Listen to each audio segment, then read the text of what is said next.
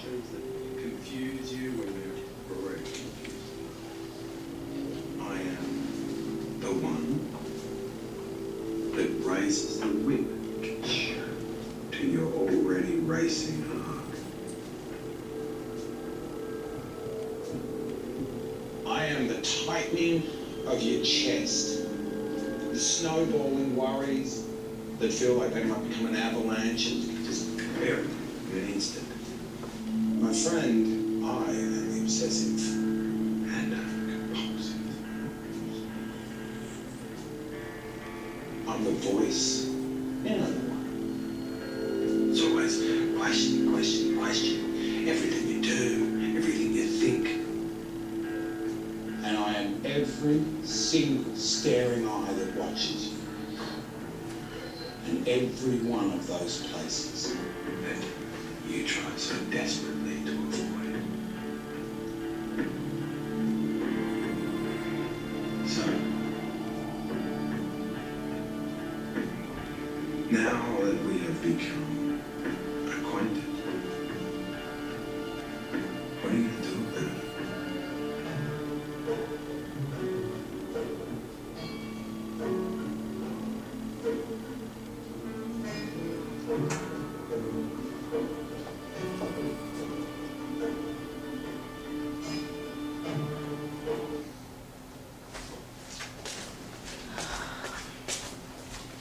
Okay, about 40 million people in the U.S. will experience an impairment because of an anxiety disorder. Only 4 million will receive treatment, and out of those 4 million, only 400,000 will receive the proper treatment. Today I'm going to talk to you about the differences between anxiety and anxiety disorder types, signs and symptoms, and how it's diagnosed and treated. From the audience analysis, 12 out of 19 people didn't know the differences between anxiety and anxiety disorder.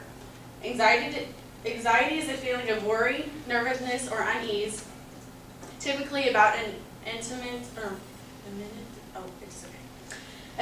or something with an uncertain outcome. Anxiety disorder is a serious mental illness. Worry and fear are constant and overwhelming, which can be crippling. Some misconceptions are that the two are alike. However, anxiety is tied to mostly emotions that everybody experiences in their lifetime. Most people feel anxious or nervous when faced with problems such as making important decisions, work, or tests. But anxiety disorder is different.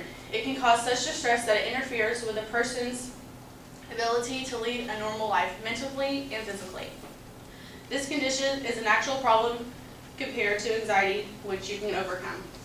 Moving forward, let's dig deeper into anxiety disorder. One type of anxiety disorder is social anxiety phobia, which about 4% of the audience analysis could fit into the social phobia type, which is an intense anxiety of being a focus of others' attention. They may fear being criticized, embarrassed, or humiliated in front of people, whether it be in a performance situation or social interaction. Some common signs and symptoms of social anxiety phobia is perspiration, nausea, trembling, blushing, and stammering when speaking. Second type is the specific phobia, which the other percentage of y'all from the audience analysis could fit into.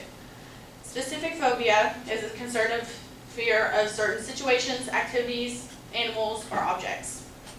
Though fear is a rational response to situations that could be threatening to our safety, the people with this anxiety over-exaggerate the situation. The danger and the feeling of panic and fear are completely out of proportion to the threat. Specific phobia is divided into two categories. The first one being animal type, natural environment, blood injury injection type, and situation type. Some common signs and symptoms are pounding heart, choking, nausea, faintness, dizziness, hot and cold flashes, and perspiration. Since I talked to you about anxiety disorder, let's talk about how it's diagnosed and treated. The symptoms of anxiety is shown. Doctors will begin an evaluation, which involves questioning of your mental health and physical exam.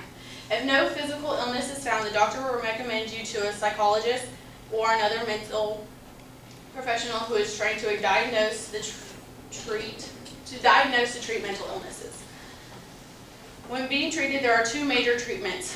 One of them being psychological, which is a talking therapy, which is split into two smaller sections, which is called cognitive behavior therapy, or CBT, which recognizes the patterns of the patient's thinking and acting, and once the patterns are found of anxiety, they will do relaxing and breathing treatments and encourage them to control their anxiety. Another type is e-therapy, which is the same as CBT, but on the internet or on the computer. It is easier access for the patient. The next major treatment is medical, which includes two types of medications. One of them being an antidepressant, which manages anxiety even if there's no symptoms of depression. Studies show that this medication corrects the imbalance of chemical messages between nerve cells in the brain. The second medication is sedatives, a short-term drug to help people cope with anxiety and panic attacks. The drug reduces tension without making the patient feel drowsy.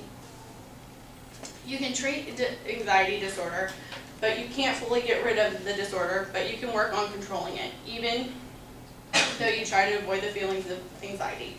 It will always be a part of you. I did this speech because of how I freaked out last time, and I think I did a little bit better than I did the last time, but today I talked to you about anxiety, the differences between anxiety and anxiety disorder, anxiety type, signs and symptoms, and how to diagnose and treat anxiety.